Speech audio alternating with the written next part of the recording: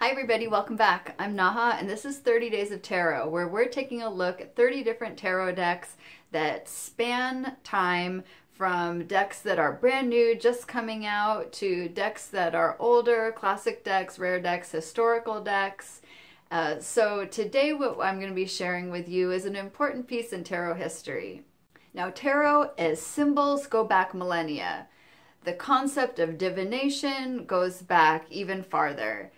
But tarot as cards owe their actual even existence at all to a few inventions.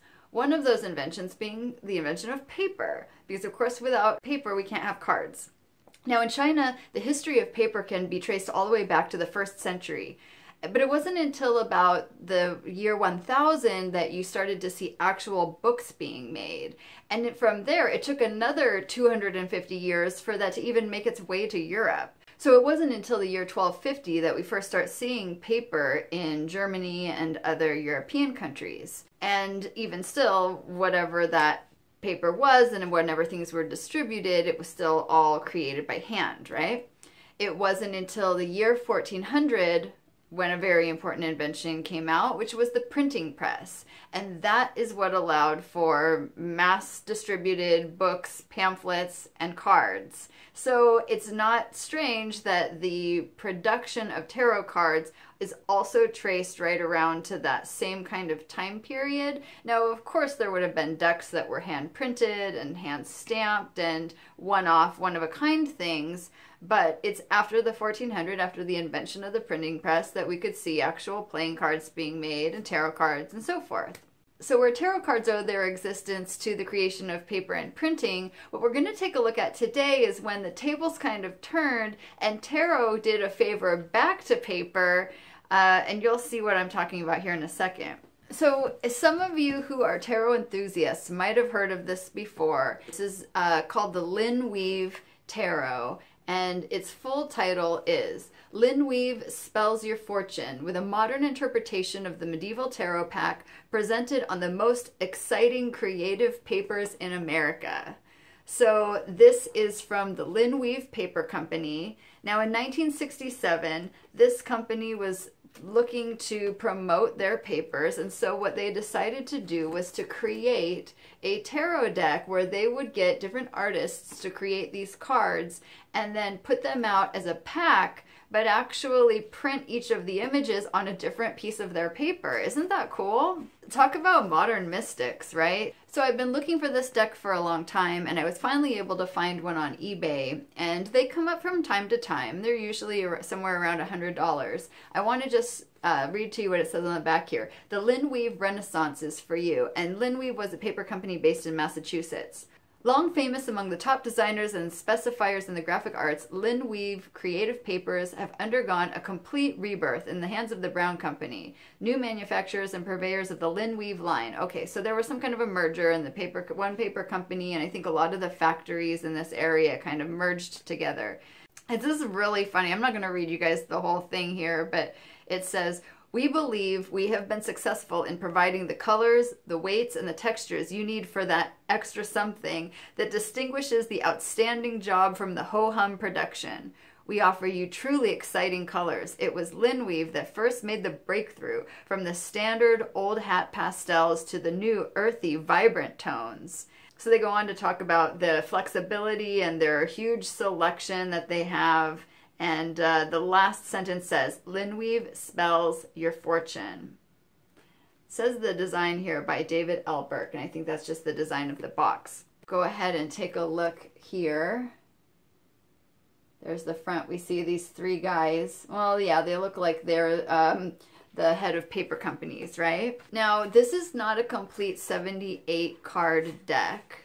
And as you can see, it's huge. It's pretty cool. All right, so here is the first card, and it's just a title card. It says, The Tarot Pack, Its Mystery and Fascination. Oh, this actually opens. Okay, so we open this up, and we see this with all of the different cards. So what we see here are actually not the card images that we're going to look at. It says permission to reproduce the above cards has been received by French imports. Okay, because this is a Marseille deck. I think you guys can see that up here. Now, it's also telling us down here at the bottom, and I'm going to read some of this to you, but I want to show you guys the cards at the same time. And it says, lithographed on Linweave text, color olive mist, cover weight, sustenance 80. So it's telling us a little bit about this paper as well. So what this company did is they hired 4 different artists to illustrate this deck. So it's not 1, but 4 different illustrators. And this is the first one. You can see it's the Ace of Wands, as it's the Ace de Baton on the back here. On the back of the card, it has a divinatory meaning. The Ace of Wands is the card of creativity, signifying the power of invention and enterprise. Also beginning, origin, birth, family, money, inheritance, negative, destruction, ruin, decadence, to perish. I mean, I don't know where they're getting these interpretations, if they've, maybe I'll find that in some of the content here. And then it also says, creativity is your ace in hand. With it, you can surmount any problem with original, zestful design. All creativity springs from a fertile mind rich in ideas. And it is the truly creative mind which most thoroughly appreciates the versatility of papers from Linweave. Oh my God, that's hilarious. They're made for creative minds to create on. Try them. So the artists that they chose, and I'm not sure who did this one, but you'll notice this next one, which is Ace of Cups, has a different style to it, right? You can definitely see when these cards came out, 1967. So the first of these 4 was an artist named Hy Roth, who had a 40-year career doing everything from fine art to political cartoons. And he was an award-winning advertising illustrator. He was born in Milwaukee, but grew up in Chicago, and he did album covers, and he taught graphic design and illustration at Columbia College. What very cool Ace of Pentacles, which they call the Ace of Pence here. This is actually the second artist, whose name was Ron Ray. Ron was a major player during the height of the Detroit advertising scene in the 1960s and 70s, and he was also an artist who had a very, very long, prolific career. Now, this artist you may already know if you are a fan of tarot. Can you guess who this is? I don't know if you'll know, but you might have this person's deck. This is David Palladini, creator of the Aquarian Tarot, which is one of the most popular, very, very classic tarot decks that's been reprinted again and again. It's a deck from the 70s. To this day, it's still in new editions. And there are a few decks that just have really sustained across time, that go, you know, that are decades old, but that people still love very much. Here is another recognizable Palladini. And it has, you know, it's similar kind of that Mucha sort of Art Nouveau sort of style. This looks very much reminiscent of the Aquarian deck. That's the Empress. And the 4th artist was Nicholas Sijikov, born in Latvia. He was a commercial artist as well, and an illustrator who studied in Paris, then moved to San Francisco and worked in advertising, and also illustrated children's books throughout the 60s and 70s. So interesting that other than Palladini, which I don't know, this might be true of him as well, there's the Lovers, the other 3 were all advertising illustrators. Here you get really like that 1960s Yellow Submarine kind of feel. This was Ron Ray. Aren't these great? So you can see this bright paper that they're all printed on, and of course it does tell us on the back what the paper is. Let's read another one. Divinatory meaning, justice and equity, victory of the deserving side in law, triumph of the right. Do your graphics project full justice, whether you're planning a simple black or white mailer or a lavish 4-color die-cut fold-out. Wow, they put an ad on every single one of these. And I think I said there's not 78 here. I believe that there's actually 48. So there's the Hermit. There's another Palladini. I want to see what it says here in this little handout. So I'm just going to read to you while I show you the rest of these cards. Oh, wow. This is really cool. Look at this. Here's the Wheel of Fortune. Now, if you look at this closely, you can see that there are all of these things around the side here. It says sagacity, fame, health, fortune, insight, oblivion, wealth, ruin, sterility, death, life, passion. You know what this feels like? Something that you could use for a different kind of divination, which would be with a pendulum. When you see something like a wheel here, you can hold a pendulum right over the top in the center and then see which way the pendulum swings to get your answer. So there's a whole little additional divination that you could use that for. That's very cool. So what we see here says one of the earliest graphic representations of a card game is a 15th century fresco in Milan's Borromeo Palace. The players in the painting are holding hands made up of tarot cards. That's a good, this one's high Roth. First employed in Italy, the tarot packs date back to at least 1470 and probably much earlier. This was the Latvian artist Nicholas Sidjakov. And it goes on to say that the first decks were hand-painted, illuminated with gold. And the decks from Italy were called the Tarocchini. It talks about the 21 numbered major arcana with the unnumbered card, the Fool. This is El Diablo, the devil. The four suits being the wands, cups, swords, and pence. They are the forerunners of the clubs, hearts, spades, and diamonds we use today. Though tarot cards began as a game, they soon became associated with divination and fortune-telling, an art practiced in some form in all countries from a remote period.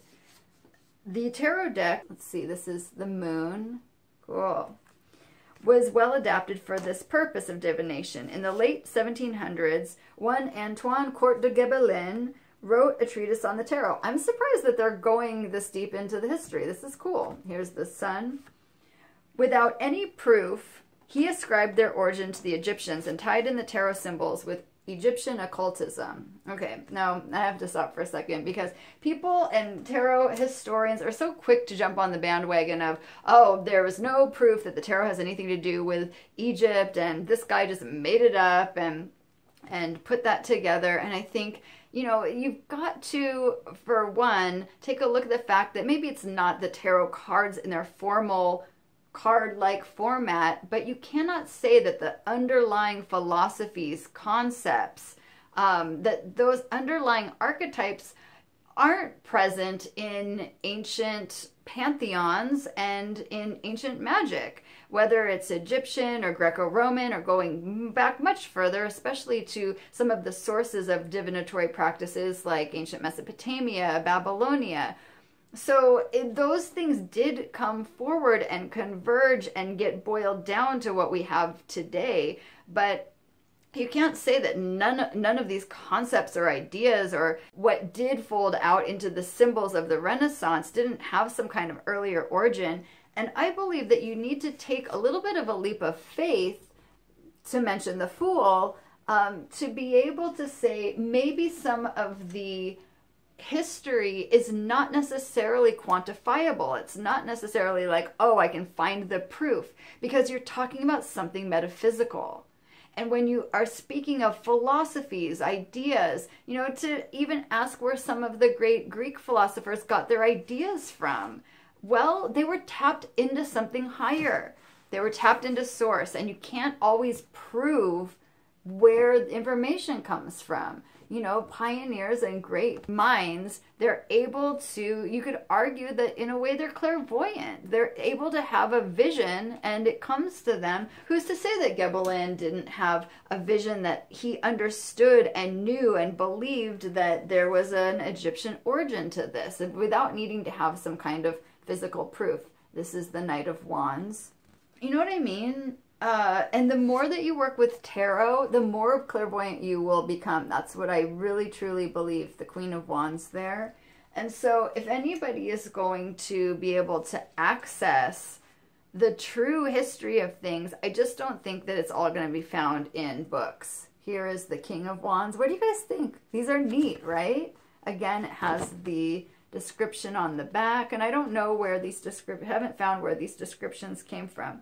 It goes on to talk about the Frenchman Attila. I'm sure I don't say that right. I need to ask a French person. He was the one that was the first tarot card reader, first professional tarot card reader. And it says here, apparently his divination or his showmanship was effective because he drove a thriving trade in telling fortunes with the tarot pack, charging 24 livres for drawing the cards. And in the course of time, certain divinatory meanings used by cartomancers in plying their trade became associated with the individual cards of the tarot deck. They were recorded in various published sources. Okay, so in time, the meanings got associated, or was it the other way around? Were the meanings already in there and then just through over time they were re-extracted? That's what I believe. I think that the archetypes have been there across time, across millennium, going so far back before the history of actual decks of cards. The symbolism contains the archetypes, but to find the meaning, I think it's inherent in there to begin with, and it can be extracted back out. The Valet d'Épée, the Page of Swords. As I said, they've been recorded in various published sources, notably by Arthur Edward Waite in the Pictorial Key to the Tarot. I showed you guys that book yesterday. There's the Knight of Swords. And by W. Gurney Benham in Playing Cards, The History and Secrets of the Pack, undated 1960s. I don't know that book. We present these meanings on the back of each card in the Linweave tarot deck simply as a curiosity, nice disclaimer, adding to the interest of the cards. There's the Queen of Swords. Isn't she cool? Palladini again. This is interesting. It says, naturally, the Brown Company, who was the parent company of Linweave, holds no particular brief for fortune-telling or cartomancy. The 42 Linweave cards presented here are intended as a partial sampler of the 58 papers of the Linweave line and as a graphic showcase of fine illustration from many sources of fine paper. However, we will say this: if you consistently specify Linweave papers for the best expression of your artistic skills, you will be giving your talents the best chance of fruition. This is the only real way that fortunes are made in your business. Wow. I mean, they're selling themselves. That's what this is all about. But I think that there's something to be said for putting effort into things and giving your talents the best chance of fruition, that is the only real way that fortunes are made. I mean, I can't argue with that. I don't know if you have to have this paper to do it, but interesting. Okay, so let's take a look at these final few cards. There's the King of Swords. So you can see that we don't have all of the cards here, but we do appear to have all of the court cards. Here's the Knight of Swords and the King of Pentacles. Now there's one I didn't notice here, but I want to go back and take a look. This is pretty cool. So I didn't catch this when I was showing you guys originally, but this is the card that is called Jupiter. And you might say, wait, there's no Jupiter card in the deck. Well, in older decks, there was. And this card is Juno. It says Junon, but that's Juno, the wife of Jupiter. So Juno and Jupiter in older decks were the High Priestess or the Popess and the Hierophant or the Pope. Now I have read that it was as a condolence to the church that these were the original cards and that they were changed to be called the Pope and the Popess. But that their origin was that they were Jupiter and Juno. And if you know the old deck, the 1JJ Swiss, which is an old A.G. Mueller deck, that JJ is actually for Jupiter and Juno. So I believe in that deck you would see these two instead of the Pope and Popess, or who in modern day is mostly represented as the High Priestess and the Hierophant. So they were extracted back out of the Catholic dignitary that they were given, but they were not reverted back to their origin of being these two forms, also called the female inquirer and the male inquirer. Cool, right? So there's one other thing that is in here, and it's this little fold-out accordion book that says How to Tell Your Fortune with the Linweave Tarot Pack. So there's plenty of instructions here. For the fact that this was made as just an advertising sampler, they really put in a lot of work with this. I love that they have some history there. There's some directions as using a 9-card oracle. So a couple different ways to do readings. Bibliography, this is going to be interesting. For the serious student who wishes to pursue tarot further or learn to tell fortunes with a 78-card deck, these works were chosen. D. Lawrence L.W. Illustrated Keys to the Tarot, Eden Gray Tarot Revealed, S.L. Mathers The Tarot, and The Pictorial Key to the Tarot by Waite. Okay. Wow. Well, pretty cool. What do you guys think? Isn't this neat? So this is the Linweave Tarot, and if you are interested in learning more about tarot, I really encourage you to go to my website, 22teachings.com. And there's a lot of different avenues to learn tarot on there. Now, I do teach an 8-week course, and that is something you can do as an audio course. And I also have some free lessons there. If you go to resources and you go to lessons, or maybe it's called study, then you can see those free lessons.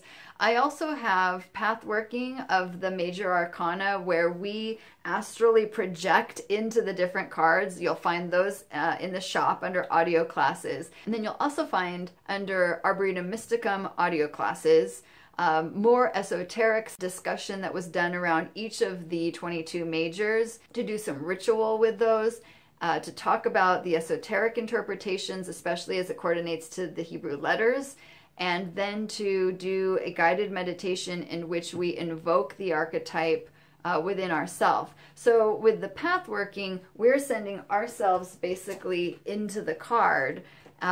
With the Arboretum Mysticum lectures, we are inviting the card into our own interior temple. So if you're interested in diving in deeper, there are a lot of different avenues for you, and you can find that all on the website. I also have my recommended reading lists listed under resources, and you can also come and get a reading from me if you're ever in LA, and you can even call and do a reading by phone if you'd like as well.